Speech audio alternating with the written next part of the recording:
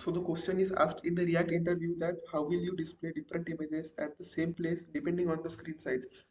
So you can solve it by two approach, of which first is uh, you can display images like this, means two images, and according to the screen size you can use media queries and hide one image and show one image. Okay, this is the one approach. And second approach is you can just use the picture tag which is provided by HTML. Okay, so there is a picture tag that we can use like this.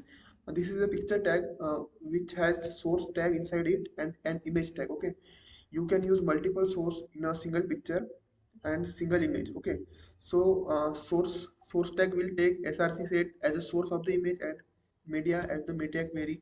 Okay, you can define the media query here, and at that particular media this image is going to show, otherwise the second image is going to display. Okay, thank you.